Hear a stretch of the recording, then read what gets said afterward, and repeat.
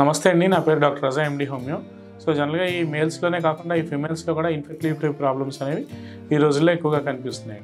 So marriage అయిన తర్వాత 1 year 2 years వరకు ఎటువంటి ప్రివెంటివ్ బ్యారియర్స్ వాడకుండా, ఎటువంటి ప్రొటెక్టివ్ మెషర్స్ ఏవి తీసుకోకుండా ప్రెగ్నెన్సీ అనేది ఇమీడియట్గా ప్లాన్ చేసుకుంటే ఒక 1 or 2 years తర్వాత అయినా పిల్లలు కలగకుండా కన్సీవ్ అవ్వకుండా ఉంటే దీన్ని మనం ప్రైమరీ ఇన్ఫెర్టిలిటీ అని చెప్తా ఉన్నాం.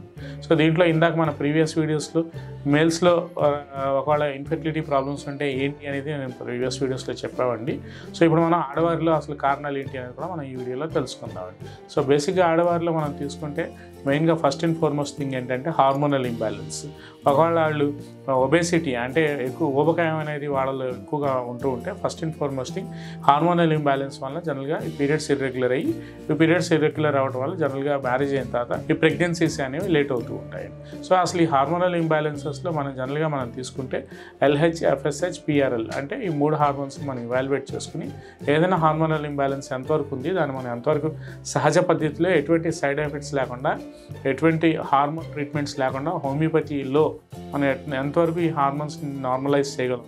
సో జనరల్గా హోమియోపతిలో ట్రీట్మెంట్ అనేది ఏంటంటే మనిషి యొక్క మానసిక స్థితిగతులు బట్టి ఆ శరీరంలో వచ్చే మార్పులకి మనం ట్రీట్మెంట్ ఇస్తాం కాబట్టి, సో దీంట్లో ఎటువంటి రిప్లేస్మెంట్ థెరపీస్ అనేవి ఉండవు కాబట్టి, సో ఎటువంటి సైడ్ ఎఫెక్ట్స్ లేకుండానే మనం చాలా వరకు ఈ హార్మోన్స్ని కూడా నార్మలైజ్ చేయవచ్చని నేను చెప్పదలుచుకున్నానండి. సో అలాగే కాకుండా ఈ హార్మోన్స్నే కాకుండా జనరల్గా చాలా యంగ్ ఏజ్లో చిన్నపిల్లలకి ఈ ఓవరీలో సిస్టులు రావడం, లేదంటే ఏదైనా యూట్రైన్ ఫైబ్రాయిడ్స్ అవి డెవలప్ అవ్వడం, లేదంటే యూట్రస్ అనేది ప్రాపర్గా గర్భసంచి అనేది ప్రాపర్గా డెవలప్ కాకపోవడం, సో ఇట్లా రకరకాల ప్రాబ్లమ్స్. సో దీంట్లో ఏంటంటే చాలా వరకు ఇప్పుడు ఉన్న మోడర్న్ డేస్లో ఆర్టిఫిషియల్ సిమెన్ ఇంప్లాంటేషన్స్కి IVF అని జనరల్గా వాళ్ళ ఇష్ట ప్రకారంగా వాళ్ళు వెళ్తున్నారు. సో వెళ్ళినప్పుడు జనరల్గా కొంతమందిలో ఏంటంటే చాలా ఎకనామికల్గా ఎక్కువ ఖర్చు పెట్టి ఒకవేళ కొంతమందిలో సక్సెస్ కాకపోవడం, డిప్రెస్ అయ్యి మళ్ళీ మన దగ్గరికి రావడం అనేది జనరల్గా కొంతమంది పేషెంట్స్లో నేను చూస్తున్నాను. సో ఇట్లాంటి వాళ్ళలో ఏంటంటే మనం చేయగలిగే మన హోమియోపతి ట్రీట్మెంట్లో ఇందాక నేను చెప్పినట్టు బాడీ యొక్క జెనెటిక్ కాన్స్టిట్యూషనల్ సిమిలివం, ఇండివిజువల్ యొక్క శరీర తత్వాన్ని బట్టి మనం ట్రీట్మెంట్ ఇస్తాం కాబట్టి, సో ఒకసారి బాడీ కాన్స్టిట్యూషనల్ వైజ్ మనం ఎందుకు వచ్చింది అసలు ఈ కంప్లైంట్ అనేది మనం రూట్ కాజ్కి వెళ్ళి ట్రీట్మెంట్ అనేది స్టార్ట్ చేస్తాం కాబట్టి over the period of time గ్రాడ్యువల్గా ఒక 6 to 8 months వరకు వాడుకుంటే ఆ రూట్ కాజ్ని మనం కరెక్ట్ చేసుకోగలిగితే ఆటోమేటిక్గా ప్రెగ్నెన్సీ అనేది ఆమెలో కలిగే ఆ ఫీమేల్లో కలిగే ఛాన్స్ అనేది చాలా ఎక్కువగా ఉంటుందండి.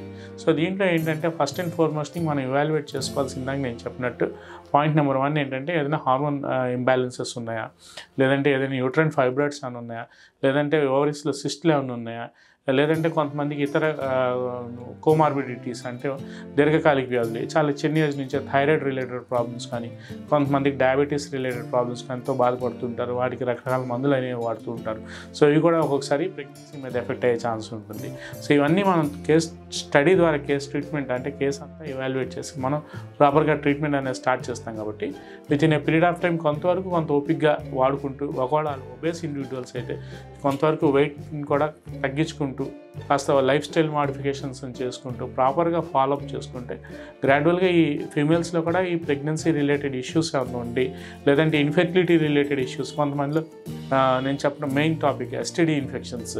సో జనరల్గా కొంతమంది ప్రెగ్నెన్సీ ప్లాన్ చేసుకుంటే జనరల్గా STD ఇన్ఫెక్షన్స్ కూడా కొంతమందికి అడ్డం పడుతూ ఉంటాయి. సో ఇవి కూడా కొంతమంది దాస్తూ ఉంటారు. సో అట్లాంటి ప్రాబ్లమ్స్ ఏమైనా ఉన్నాయా, వైరల్స్ ఏమైనా ఉన్నాయా అని ప్రాపర్గా ఎవాల్యుయేట్ చేసుకుంటే గ్రాడ్యువల్గా over the period of time ఒక 5 to 6 months వాడుకుంటూ ప్రాపర్గా ఫాలోఅప్ చేసుకుంటూ మేము చెప్పిన జాగ్రత్తలన్నీ పాటించుకుంటూ టైం ప్రకారంగా మందులు వేసుకుంటే గ్రాడ్యువల్గా చాలా వరకు మనం బెస్ట్ రిజల్ట్స్ తీసుకురాగలమని ఈ వీడియో ద్వారా నేను చెప్పదలుచుకున్నాను.